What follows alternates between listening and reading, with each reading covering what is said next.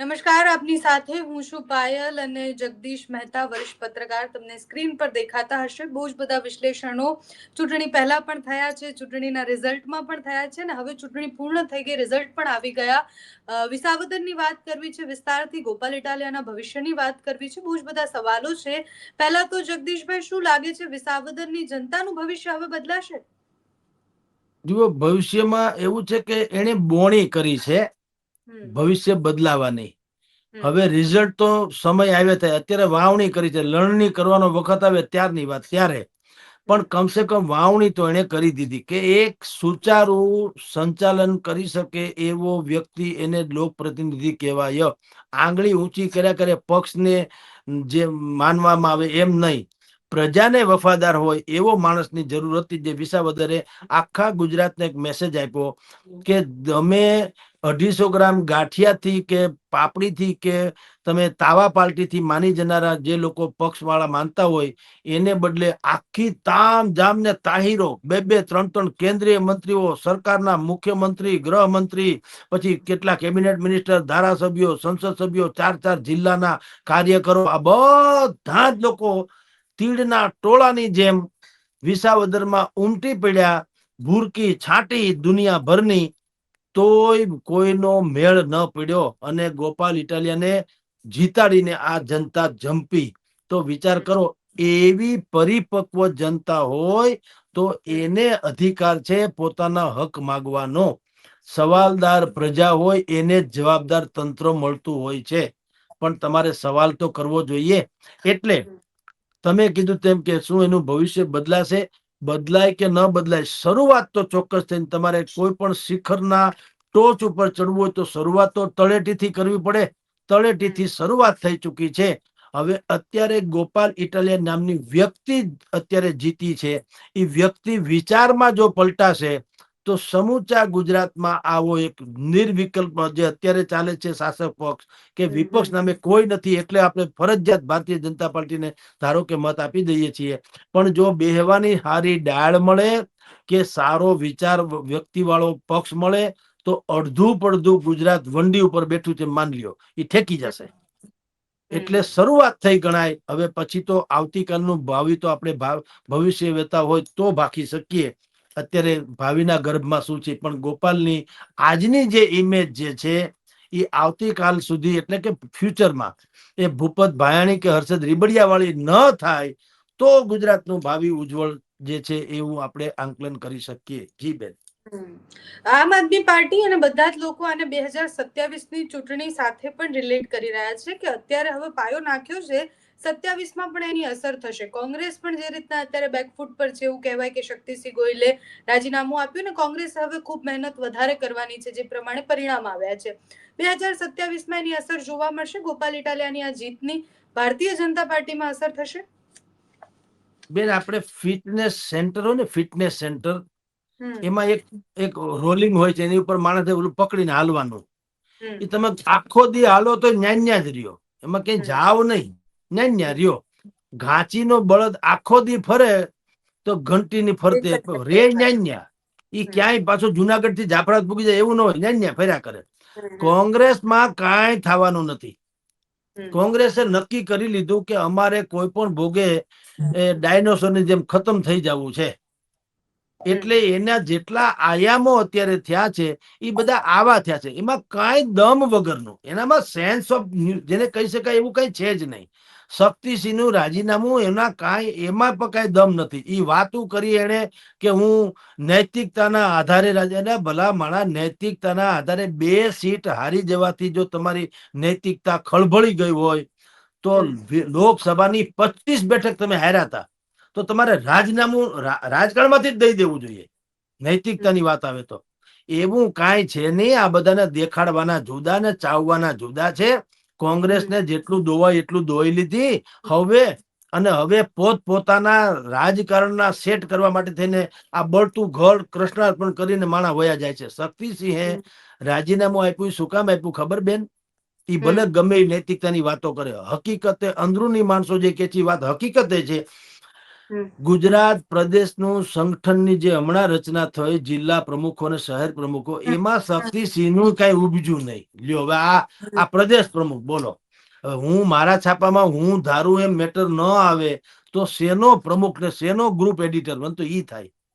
એવું છે. માલિક કે એવું ન આવે એવું સાંભળ્યું ક્યાંય.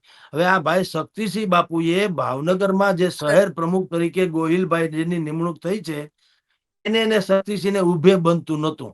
એટલે એને તો નામ ન આપ્યું હોય તોય ઉપરથી છેડા અડાડીને એ ભાઈ પ્રમુખ બની ગયા હોય તો શક્તિસિંહનું માપ કઢાઈ ગયું કે એની કેટલી ઉપજણ છે. એટલે એને રાજીનામું આપી દીધું કે ભાઈ જાન છૂટે, આમાંથી ભલું થયું ને ભાંગી જંજાળ. એમાં નૈતિકતા બૈતિકતા કાંઈ છે નહીં. એટલે કોંગ્રેસની તો તમે ભૂલી જાઓ. જ્યાં સુધી કોંગ્રેસ ટેલેન્ટેડમાં ટેલેન્ટેડ જેટલી વ્યક્તિઓ છે, કાર્યકરો છે, જેટલા એની કદર કરવાનું નહીં સમજે ત્યાં સુધી કોંગ્રેસનો જીર્ણોદ્ધાર ક્યારેય શક્ય નથી. એટલે તો આ આમ આદમી નામની કુપળ ફૂટી અને એટલે તો કોળાણી લીલી નાઘેર જેવી બનતી જાય છે. એક ગોપાલ ઇટાલિયા હું જીતી ગયો, આખા ગુજરાતમાં જાણે નવ ચેતના પ્રગટી ગયો એવી વાત નથી થતી. એ શું કામ? લોકોને કેટલા વર્ષોની ઝંખના હતી કે ભાઈ અમારે આ ડાળ જે છે ભારતીય જનતા પાર્ટીની ડાળમાંથી બીજી ડાળે બેહવું, પણ ડાળ બેહવા જેવી તો હોય ને, બટકણી હોય, હરેગવાની ડાળ હોય ને, હરેગવા સરગવો આવે ને જમવામાં આપણે ખાઈએ ને સિંગ, એ હરેગવાની ડાળ બટકણી હોય, એમાં વજન ન હોય, એ દેખાય તમને અડા બીડ, તમને એમ લાગે ઓહો આનું તો આડહર બનાવવું જોઈએ, ઘરનું આડહર. અને આડહરની લાકડી ન બને, બટકણી હોય હરેગવાની ડાળ. ઈ હિહમની જુદી વાત છે. એટલે બીજી એવી ડાળ જે આ કોંગ્રેસ હતી હરગવાની ડાળ જેવી હતી. એટલે કોઈને બેહતું નહીં. ભારેખમ નેતાઓ એમ કે ભાઈ આ તો ઉલમાંથી ચૂલમાં પડવા જેવું થાય, આમાં તો બટકની ડાળ છે, બેસું તો ખાબકશું, આપણું જે છે એ વયું જાય. એટલે કોઈ જાતા નહીં. અને જે કેટલાક ધુરંધરો હતા જેને ખબર પડી કે આ ડાળ હરગવાની છે, એ બુદ્ધિપૂર્વક હરકીને પાછા મજબૂત ડાળ હતી ભાજપમાં વયા ગયા. અર્જુન મોઢવાડિયાથી માંડી સીજે ચાવડા સુધીના. એટલે ખબર છે કે આ બટકણી છે, આમાં કઈ છે નહીં. તો રાહુલ ગાંધીનું પોતાનું ઉપજતું નથી, શક્તિસિંહનું પોતાનું ઉપજતું નથી, તો એ પક્ષ કેવો હોય છે? રાહુલ ગાંધીએ શું કીધેલું અહીંયા સાબરમતીના કિનારે? એને એમ કીધું કે રેસના ઘોડા છે એ લગ્નની બગીમાં છે, લગ્નની બગીમાં શોભે એ રેસના ઘોડા છે, મારે 5-50 કાઢવા હોય તો કાઢી મૂકશું, બાકી હવે કોંગ્રેસનો જીર્ણોદ્ધાર કરવું અને 2027માં પડકાર ભાજપને આપવો છે. કાંઈ થયું? એ આટલું અહીં બોલીને ગયા, ત્યાંથી લિસ્ટ આવ્યું પાછી ઈ નહીં. બોલો, એમાં કાંઈ ચૂનો ચોપડો એટલે કઈ કોલસો ધોળો ન થઈ જાય. કોલસો તો કાળો ને કાળો છે. તમે કાગડાને પીછા ખોઈ ટવકા કરવા માંડે, એ તો હોય એ હોય, બોલે તો ખબર પડે. કોયલડીને કાગ એનો વાને વર્તારો નહીં, એ તો જીભલડીએ જવાબ હાચું હોરઠિયો બોલે. તમે બોલે તો પકડાય જાય કાગડો છે કોયલ છે. એમ તમે જેટલા લોકોને પોતાની જાતને નવ ચેતનાના રૂપે બધાને નિમણૂક આપી, જિલ્લા શહેરને પ્રમુખ, રાજકોટ શહેરને, ફલાણા શહેરને, એ બધાની ઉપર તમે છાપ જુઓ, એ તો ભાજપની બી ટીમ જેવી છે. તો કોંગ્રેસ, રાહુલ ગાંધીનું પોતાની કોઈ ઉપજણ નથી. ઈ એમ કે છે કે કેટલીક બી ટીમના માણસોને કાઢી મૂકી. હું તમને એક પ્રશ્ન પૂછું પાયલબેન, તમે રાહુલ ગાંધી મને કોંગ્રેસ પૂછ્યું, પેલા તો કોંગ્રેસની એ ટીમ ક્યાંય છે ખરી? બી તો પછીની વાત છે. હવે એ ટીમ નું ઠેકાણું નથી, બી ટીમ ની ક્યાં કરો? આ શક્તિસિંહ તો એ ટીમમાં ગણાય કે નહીં? ખરેખર તો જો રાહુલ ગાંધી જયારે બોલતા હતા ત્યારે શક્તિસિંહ એની બાજુમાં હતા, તો બી ટીમ ના હોતો તો બાજુમાં ન બેહાડે. હવે આપણે બે ઘડી માની લઈએ કે એ ટીમ ના ગણાય. હાલો, એ ટીમની વ્યક્તિ ગોપાલ ઇટાલિયા જેવી શખ્સિયત સામે નીતિનભાઈ રાણપરિયાને ઉતારે, એ બી ટીમ જેવું થયું કે એ ટીમ જેવું થયું? આવું હોય કે? મારે ને તેંડુલકર ને લડવાનું હોય તો લડવાનું ક્યાં, હારવાનું જ હોય ને. તેંડુલકર ની સામે મારે ઉતરાય કોઈ દી? ખબર જ છે કે જગદીશભાઈ ઉતારો તેંડુલકર ને, એટલે મરી જવું હાથે કરીને. તો ઈ ગોપાલ ઇટાલિયા જેવો સક્ષમ માણસ છે. તમને ખબર છે ભારતીય જનતા પાર્ટીને ફીણ આવી ગયા હોય, ક્યારે આવી ગયા હોય? તો તમે નીતિનભાઈ ને ઉતારો. તમારી પાસે પાલ આંબલિયા નથી, તમારી પાસે લાલજીભાઈ દેસાઈ નથી, તમારી પાસે બીજા કોઈ માણસ. એટલે એવડું 6.5 કરોડની જનતા, તમને કોઈ હારા માણા નથી મળતા. હું વાત કરો, આ વાંજણી છે ધરતી. આ તો બહુ રત્ના વસુંધરા.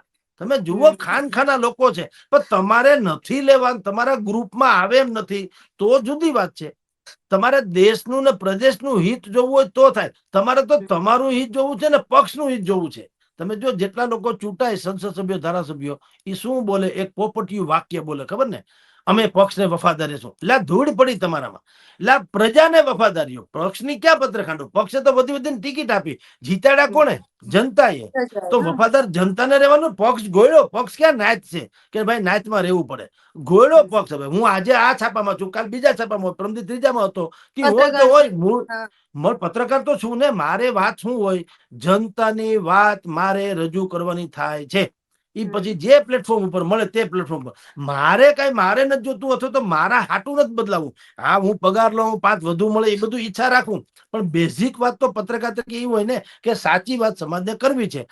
મને આ પ્લેટફોર્મ છે ને અહીંયા તક મળી છે તો હું કરું છું. કાલ સવારે મારી ઉપર પ્રતિબંધ આવે કે નહીં ભાઈ હવે ફલાણી વસ્તુ નથી લખવાની, હવે ઢીકણી વસ્તુ જ લખવાની છે, હું કહું ભાઈ માફ કરો, મારે નથી રહેવું, હું બીજામાં હોય જાઉં. ડુંગળી વેચશે એટલે ભાઈ હું ફેર પડે? આપણે ક્યાં પાગલ છીએ? જેનમાં ત્યારે પત્રકાર હતા એમાં આ કોંગ્રેસ વાળા જે છે એ ભાઈ પોતાના પક્ષની જ હિત જુએ છે, એટલે એનો બેડા ગર્ક થઈ ગયો.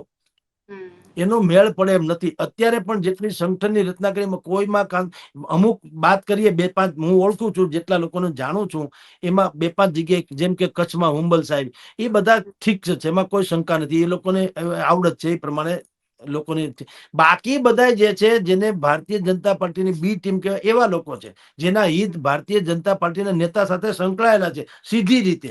હવે ઈ હું તળું વિરોધ કરે, તમે વિચાર કરો. એટલે આમ કોંગ્રેસે તો નક્કી કરી લીધું કે ડાયનોસોર પછી અગર કોઈ ખતમ થઈ ગયેલી પ્રજાતિમાં કોઈનું નામ આવે ઇતિહાસમાં તો અમારું આવવું જોઈએ, બીજા કોઈનું નહીં. એટલે ઈ તો ખતમ થઈ જવાની વાત છે. વાત રહી ભારતીય જનતા પાર્ટી, આ મૃદુ સરકારની. જો ગોપાલ ઇટાલિયાએ સંકેત આપ્યા છે, એ સંકેત જો નહીં સમજે તો ભારતીય જનતા પાર્ટીએ પણ એટલી વાત લખી રાખી કે ધરતી સરકી રહી છે. 6.5 કરોડની જનતામાંથી 3 કરોડ લોકો એવા છે કે જો એક સારો વિકલ્પ મળે તો તમારી લાજ કાઢ્યા વગર સામે જગ્યાએ આરામથી બેસી જશે. કારણ કે સ્વમાનના ભોગે કોઈ હવે સહન કરવા માંગતું નથી. ભારતીય જનતા પાર્ટીમાં જેને પાથરણા પાથર્યા છે, દિવાલોમાં સૂત્રો લખીને દિવાલો ચિત્રી મારી છે, જેને અટલ બિહારીથી માંડીને અમરીશ ડેર સુધીનાનું જય હો બિચારા કરતા રહ્યા છે, એવા જે સમર્પિત કાર્યકરો, લોકભોગ્ય કાર્યકરો, વિઝનરીઓ જે લોકો છે, પરિપક્વ ત્યાં, જેને જાત હોમી દીધી, સંપત્તિ હોમી દીધી, કશી અપેક્ષા રાખ્યા વગર, કમળના બ્રાન્ડને જે પેલા જમાનામાં જે હતું ત્યાં જનશક્તિ માનીને આજ સુધી જેને કેવળ પોતાની કાયા ઘસાવી જ છે માની લ્યો, એવા લોકોની કદર કરવાને બદલે આયાતીને ભાયાતી બનાવી દેવામાં તમે માનતા રહેશો તો લખી રાખો, ભારતીય જનતા પાર્ટીનું કમળ પણ કચડાઈ જવાનું. અને હવે મહિના દાડાની અંદર જ કહું છું, જો ભારતીય જનતા પાર્ટીનું રીસફલિંગ નહીં કરે, મંત્રીમંડળનું નવસર્જન અને સંગઠનનું, અને એમાંય નવ લોહિયા, મેં તમને કીધું તેમ આવા હોનહારો, કૃતિશીલો, લોકમાન્ય એવા લોકો, વિઝનરીઓ, એને તક આપ્યા બદલ અત્યારે જે છે પ્રધાનમંત્રીમાં એવાને જ તક આપ્યા કરશે તો આનું ફ્યુચર એ ધબોય નમાહાચે લખી રાખજો. ગુજરાતમાં 21 કે 23 મંત્રી હોવાનું કહેવાય છે, 26 મંત્રી છે અત્યારે સરકારમાં. તમને ને મને સંખ્યા બોલતા આપણે પત્રકાર હોવા છતાં આપણે છાતી ઠોકી નથી કહી શકતા કેટલા મંત્રી છે. તમે વિચાર કરો મંત્રીમંડળ કેવું છે. અને ગુજરાતની અડધી પ્રજાને ભૂંગળા લઈને જાઓ, તમે પૂછો કે મને મંત્રીમંડળના નામ આપો છો, ચોથું નામ આવશે ને તે તો હાફી રહે. 2-3 જણાના નામ આવડે છે, ભૂપેન્દ્રભાઈ હરસંઘવી, ભૂપેન્દ્રભાઈ હરસંઘવી, બસ. પછી આરોગ્ય મંત્રી ઋષિકેશભાઈ, તા તો હાફી રહે. તો એ મંત્રીમંડળ કહેવાય. આપણે હું ઘણી વખત કહું છું કે એક સામાન્ય છાપાનો હું તંત્રી છું. અમારું છાપું બિલકુલ નાનું છે, અમે નાના, બરોબર. અમે સામાન્ય છાપાના નાના તંત્રી છીએ, તોય અડધું પડધું સૌરાષ્ટ્ર અમને ઓળખે છે, વાકાત્રાહી જે રીતે ગણો તે રીતે. જાય તમને કે આ જગદીશભાઈ તમને અમે ઓળખીએ.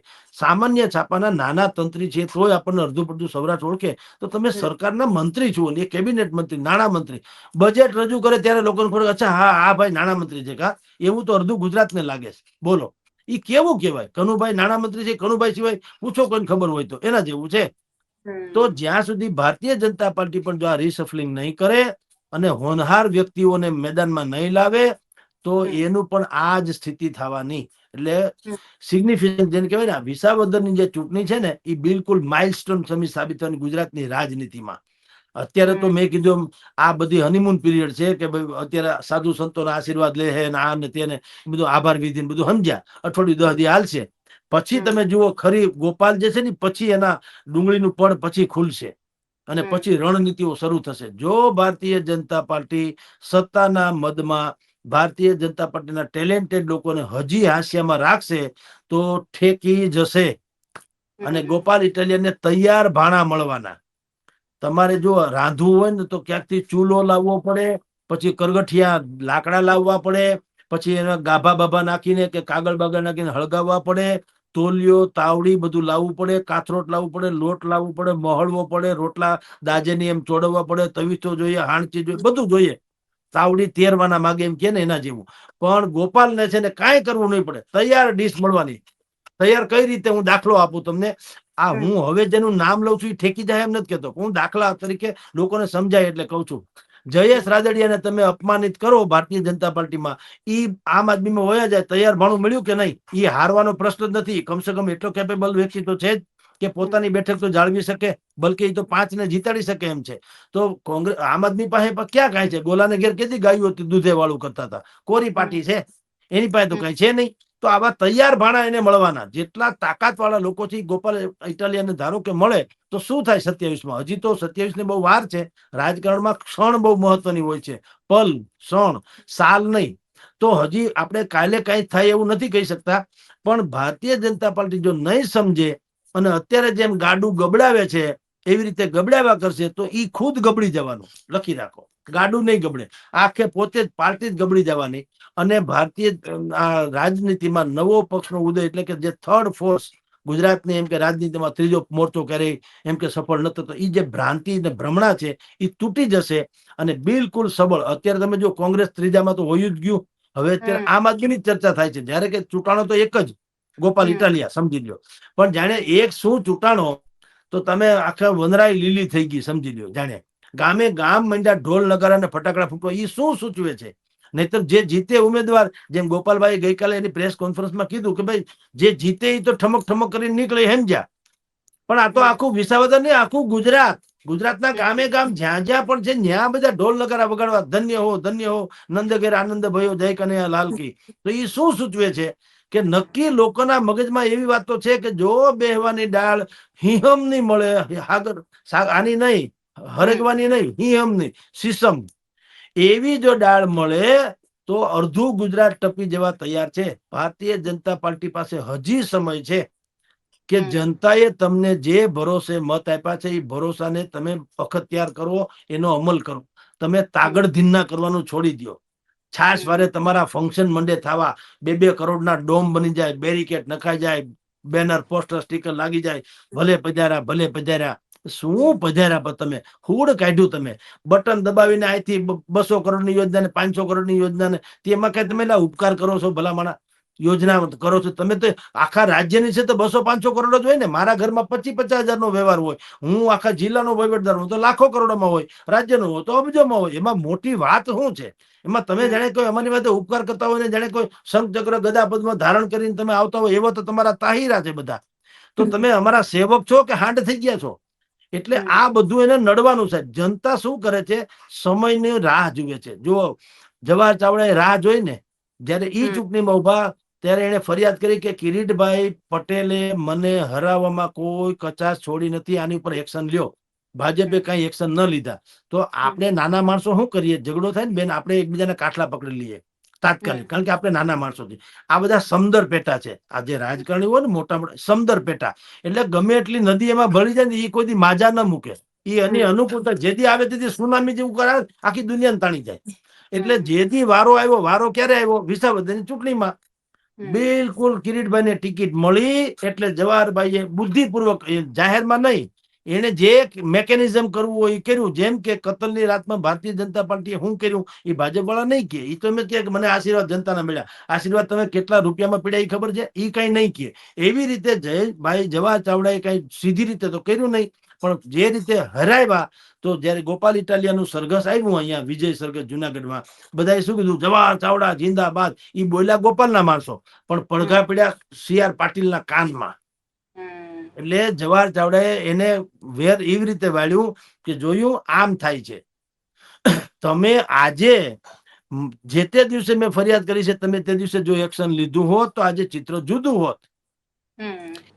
પણ આ લોકોને તો એવું છે કે જાણે અમે સત્તા ઉપર છીએ એટલે અમારે કોઈનું સાંભળવું નથી. જવાહર ચાવડા તો ફરિયાદ કરે કે ટેકન ફોર ગ્રાન્ટેડ. એવું જયારે માનવા માંડ્યા એટલે તુલસી હાય ગરીબ કી કબહુન ખાલી જાય, મુવા ઢોર કે ચર્મ સે લોહા ભી ભસ્મ હો જાય.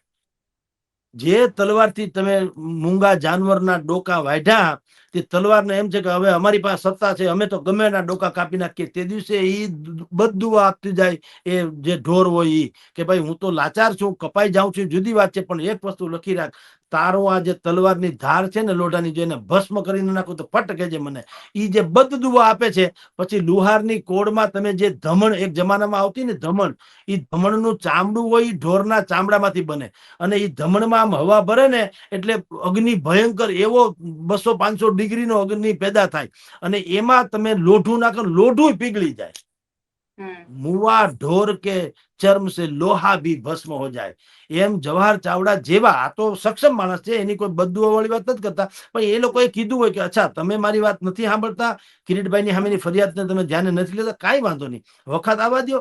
લોઢાને જો પલળીને ફટ કેજો કિરીટભાઈ પટેલની છાપ તો લોઢા જેવી હતી જ કે ભાઈ દબંગાઈ વાળા માણસ છે, પૈસાદાર માણસ છે, આમ છે, તેમ છે, સહકારી ક્ષેત્રના માંધાતા છે, ફલાણું છે, ઢીકણું.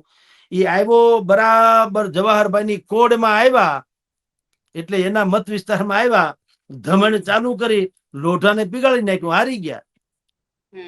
એટલે આવા બધા દાવ લેવામાં આવે છે. ભારતીય જનતા પાર્ટી આ સમજવું પડે કે ભલે તમારી પાસે 156 બેઠક છે અને ભલે તમારી પાસે બીજા 7 જણા ઠેકીને આવી ગયા હોય, તમારી પાસે રાક્ષસી બહુમતી છે, એનો અર્થ અજરા અમર છો ભૂલી જાજો.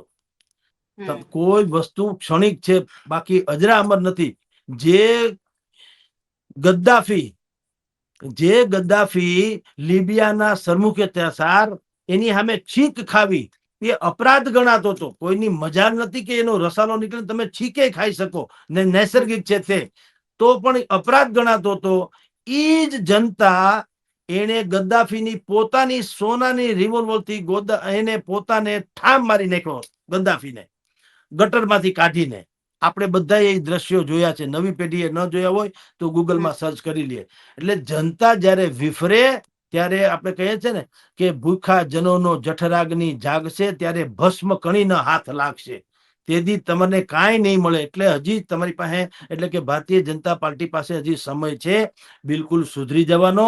અને સુધરી જાય તો જનતા હજી કઈક માફ કરવાની ક્ષમતામાં તો છે, પણ જો બધી વિફરી તો ચારેક ઓર તમને વિસાવદર જેવું જોવા મળશે. જી બેન. જગદીશભાઈ, આપણે જે વાત કરી એમાં આપણે એક બે નામ દીધા કે જે ખૂબ ચર્ચામાં રહેતા નેતાઓ છે ને, એમાં એક હર્ષ સંઘવી પણ છે. ગોપાલ ઇટાલિયા અને હર્ષ સંઘવી એ બે જણાનું જે લડાઈ છે કે ગોપાલ ઇટાલિયા જે હર્ષ સંઘવી માટે બોલતા હતા એ અત્યાર સુધી એવું હતું કે આમ આદમી પાર્ટીના એક નેતા બોલે છે. હવે એમની પાસે હોદ્દો છે કે એ વિધાનસભામાં જઈ અને હર્ષ સંઘવીને સવાલ પૂછી શકે છે, જવાબ મેળવી શકે છે. વિધાનસભામાં હવે કેવા તિખારા જડશે? બિલકુલ બેન. જે ગોપાલ ઇટાલિયાએ પૂર્વ ગૃહમંત્રી ઉપર એક જોડું ફેંક્યું હતું, બહુ જગજાહેર ચર્ચા છે એટલે લાંબુ ડિસ્કસ નથી કરતા. ત્યારથી ગોપાલ ઇટાલિયા સામે વિધાનસભામાં નો એન્ટ્રી છે, પ્રવેશવાની મનાઈ. નરેન્દ્ર મોદીને ગોધરા કાંડ પછી અમેરિકાએ વિઝા આપવાની ના પાડી હતી, નો એન્ટ્રી.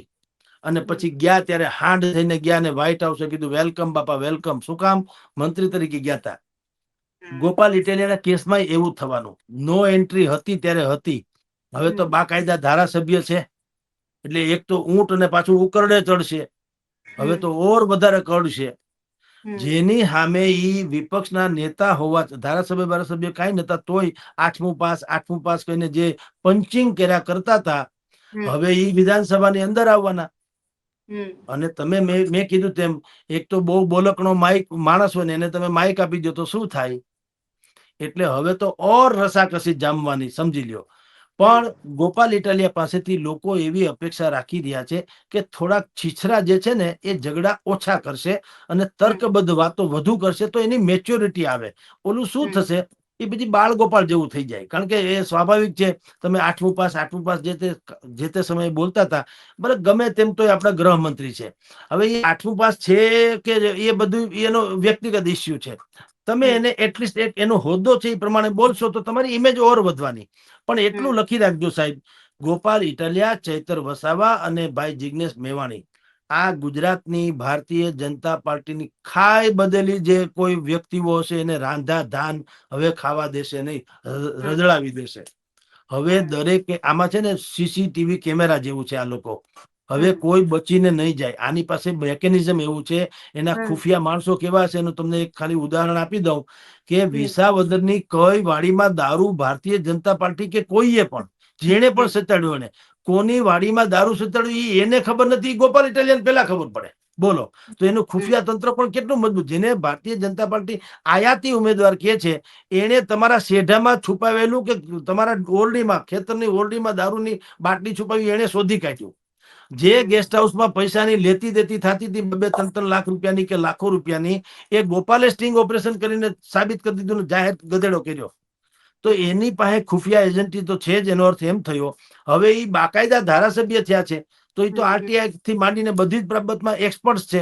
અને સોશિયલ મીડિયાનો તો માંધાતા છે, પોતે જ વિડીયો લઈને ફેરા કરે, જે કઈ કરે એ સમાજને ખબર પડવાની. એટલે હું તમને કહું કે ભારતીય જનતા પાર્ટીએ બિલકુલ સુધરી જવાની જરૂર છે. અને જે કેટલાક દૂર જે એનામાં કદડો આવી ગયો છે એને કાઢે છૂટકો છે. બેન જુઓ, ગંગા પવિત્ર હોય ને એટલે ગંગાની ગંદકી પવિત્ર ન હોય. ગંદકી ગંદકી હોતા હે, એ ગંગાની હોય તો પણ. એટલે આ બધા અમુક લોકો ભારતીય જનતા પાર્ટી એવી રીતે ચોંટી ગયા છે, એ ભાજપને કોતરી ખાવાના ઉધઈની જેમ. તમે ચાચડ કે મચ્છર છે ને ગાયના આંચળ ઉપર બેન તો પીવે લોહી, દૂધ ન પીવે. એની વૃત્તિ જ એવી છે કે એને દૂધ ન ભાવે, એ લોહી જ પીવાના. એવા લોકો જે ભારતીય જનતા પાર્ટીને ચૂસી રહ્યા છે કે એને કોતરી રહ્યા છે એને દૂર કરે છૂટકો છે. અને જનતાને ગળે ઉતરે એવા નિર્ણયો કરો. આવા ફાકા ફોદારી રેવા દો. જે છાક ચમાટા કરે છે ને તાજમહાલ ને તાહિરા કરે છે ને, તાહિરા બંધ કરી અને જનતાના હિતમાં તમે 2 રૂપિયા લાઇટના ઘટાડી દો. એટલે અદાણી અહીંથી હૈદરાબાદ થી માંડીને બીજા કોઈ કેરળ બેરળમાં ન્યા સસ્તી લાઇટ આપે 2-2.5 રૂપિયા યુનિટ અને અહીંયા 6.5 રૂપિયા. બોલો, જેને ગુજરાત સરકારે બધું જ આપી દીધું, આખું કંડલા કચ્છ આખું તમારે હવાલે કરી દીધું, તો આપણને સસ્તું મળવું જોઈએ ને. એને બદલે આપણને નથી મળતું. ઉત્તર ગુજરાતમાં એરડાની સૌથી મોટી ઉપજ થાય છે, એરંડાની. તો એને કઈક જે ટેગ મળવો જોઈએ એ કઈ નથી મળતો. તમે બાકી એટલે આમાં અનેકો ઇસ્યુ છે, તમે સમજી લો. ઇસ્યુ બેઝ ઉપર એટલે કે મુદ્દા આધારિત રાજનીતિ જો ગોપાલ ઇટાલિયા કરશે તો ગુજરાતની જનતા ઓળઘોળ થશે.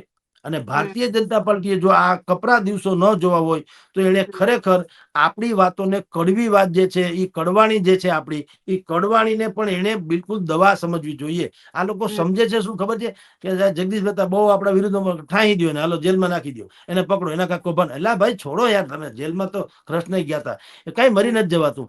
પણ એના કરતા અમે બોલીએ છીએ ખોટું હોય તો કયો, આ તમારા હિતમાં છે. અમારે ક્યાં ચૂંટણી લડવી છે? તમે છો મેદાનમાં, મરી જાઓ જો નહીં સુધરો તો. અને જનતા બેવકૂફ નથી હોતી સાહેબ, ઇન્ટેલેક્ચ્યુઅલ છે. વિસાવદરની કોઠા સુધી જનતાએ કહી દીધું કે લોકતંત્રને ધબકતું રાખવું હોય ને તો મતદારોએ સૌથી પહેલા મજબૂત બનવું પડે, વિપક્ષે પછી. આ વાત છે હવે જે થાય તે. બેન જી કે ગોપાલભાઈના આપણે ગોપાલભાઈ હવે ધારાસભ્ય છે અને બીજા બધા ભવિષ્ય બદલાય, બધી જ વાત અલગ. પણ વિસાવદરનું જે રહ્યું છે કે નેતા આવે એ બીજા પક્ષના હોય ને ભારતીય જનતા પાર્ટીમાં જોડાઈ જાય, તો શું ગોપાલ ઇટાલિયા ટકી શકશે કે પછી ઇતિહાસ ફરીથી એ જ થશે? જુઓ, દરિયો છે ને બેન, દરિયો એ મોટા મોટા જહાજોને ડૂબાડી દે. સુનામી આવે તો શહેરોને ડૂબાડી દે. પણ તમે દરિયાની ઉપર તેલનું એક ટીપું નાખો, એ તેલના ટીપાને ડૂબાડી નહીં શકે. ગોપાલ ઇટાલિયાને ખરીદવો નાની માના ખેલ નથી, એ સંભવ નથી. અને જે મોટો ભરોસો લોકોએ મૂક્યો છે ગોપાલ ઉપર, શું કામ મૂક્યો છે? એને ખબર છે કે આ ભૂપત ભાયાણી કે હર્ષદ રીબડિયા નહીં થાય. અને ઈ માની લો કે કદાચ તમે કહો આવતીકાલે કદાચ એવું થાય ભવિષ્યમાં પણ, તો દુનિયામાં લોકો ભરોસા ઉપરથી ભરોસો ઉઠી જાય લોકોને. એટલે ઈ અસંભવ ઘટના છે. એને હવે જે લોકોએ ગોપાલ ઇટાલિયામાં પોતાનો નાયક જોયો છે, ગોપાલ ઇટાલિયા એ સાબિત કરી દેવું પડે. નહીતર હવે પછી જેમ તમે રામ તેરી ગંગા મેલી ફિલ્મ જોયું હતું ને, ન જોયું તો તમે પ્રસંગ આવે છે એટલે કહું છું. એની મેઇન જે હિરોઈન છે એને એક ભાઈ દેહ વેપાર કરવા માટે તેને લઈ જાય છે. કોણ? એક ભાઈ જે પ્રજ્ઞા ચક્ષુ હોય એવી રીતે લાકડી લઈને આવે છે. ખોટે બેન મને રસ્તો બતાવો ને, મારે ફલાણા રોડ ક્રોસ કરવો છે. આ હિરોઈન જે છે એ એને પ્રેમથી રોડ ક્રોસ કરાવે એમ માને છે કે આ વડીલ છે, વળી પ્રજ્ઞાચક્ષુ છે, એટલે બિચારી દયા ભાવથી માનવતાના નામે રોડ ક્રોસ કરાવે, પછી ઓલા કે કાકા તમારે કઈ બાજુ જવું, કે મારે ફલાણે ઠેકાણે, એમ કરતા કરતા એ પછી બજારમાં લઈ જાય છે. પછી ત્યાંથી હિરોઈન છૂટી તો જાય, પણ એ એક ડાયલોગ મારે છે. એને કીધું કે હવે તમારો જે કર્મ હોય તમે જાણો, પણ એક વસ્તુ તમને કહું, તમારે જો આ જ ધંધો કરવો હોય ને તો કમસે કમ તમે પ્રજ્ઞાચક્ષુનો વેશ ન ધારણ કરો. લોગ અંધે પર ભી ભરોસા નહીં કરેંગે. એમ જો ગોપાલ ઇટાલિયા વેચાઈ જાય તો લોકો ભરોસા ઉપરથી ભરોસો ઉઠી જાય કે આ તો હદ થઈ ગઈ. એટલે ઈ અસંભવ લાગે છે એવું કઈ. પણ જો કે કાલ મેં કીધું તેમ આપણે કોઈ ભવિષ્ય વેતા નથી કે કાલની કોઈ ભવિષ્યવાણી કરી શકીએ, પણ મોટા ભાગે તમને કહું તો ગોપાલમાં લોકોએ એનો નાયક જોયો છે કે આ ઝુંઝારું નાયક છે, વિશ્લેષક છે, સારો ઓડિટોરિયમ એટલે સારી ઓરેટરી છે, વિઝનરી છે, એનામાં કઈ ઘટતું નથી. એટલે એવું તો નહીં થાય એવું માનીને લોકોએ એને ચૂંટ્યો છે. એટલે તો સરકારની વિરુદ્ધ મત આપ્યા નથી, ન ખબર પડે સરકારની સામે થવાથી શું થાય. પણ લોકોએ એક સાહસ ખેડ્યું છે. એ સાહસને બિલકુલ સુયોગ પ્રયોગમાં ફેરવવાનું કામ ગોપાલે કરવું રહ્યું બેન. જી બેન. થેન્ક યુ સો મચ જગદીશભાઈ, તમે સમય આપ્યો એ બદલ. અને હવે ઓકે ગોપાલ બેન. ઇટાલિયા વિસાવદરનું ભવિષ્ય બદલે છે, વિસાવદર ગોપાલ ઇટાલિયાનું ભવિષ્ય તો હવે બદલી જ નાખ્યું છે, કારણ કે જે વિધાનસભામાં એન્ટ્રી ન હતી એ વિધાનસભામાં હવે ધારાસભ્ય બનીને જઈ રહ્યા છે. ગોપાલ ઇટાલિયા આગળ જતા વિસાવદર માટે શું કરે છે, ખૂબ મોટો પ્રશ્ન છે કે કયા પ્રકારના સવાલો વિધાનસભામાં પૂછે છે. વિસાવદરની જનતાએ જે વચન અને જે બધું જ માની અને ગોપાલ ઇટાલિયાને જીતાડ્યા છે, એ વિસાવદરનું ભવિષ્ય કેટલું બદલે છે. ગુજરાતની રાજનીતિમાં આમ આદમી પાર્ટી જે રીતના હવે એવું કહેવાય કે વિસાવદરની જીત પછી 2027ની જીતની વાત કરી રહ્યા છે, એ આમ આદમી પાર્ટીનું ભવિષ્ય પણ હવે મોટા ભાગે આ અમુક ધારાસભ્યોના હાથમાં છે, જે ચર્ચામાં છે. ચૈત્ર વસાવા હોય, ગોપાલ ઇટાલિયા હોય, એ બધાથી શું થાય છે, કોંગ્રેસ કેવી રીતના આગળ વધશે, એ પણ મોટા પ્રશ્ન છે. 2027ની ચૂંટણીના આમ તો હજી વાર છે, પણ નેતાઓ અને પક્ષો હવે રેડી થઈ ગયા છે. આગળ જતા વિસાવદરથી લઈને ગોપાલ ઇટાલિયા વિધાનસભામાં શું થાય છે જોવાનું ખૂબ રસપ્રદ રહેવાનું છે. નમસ્કાર.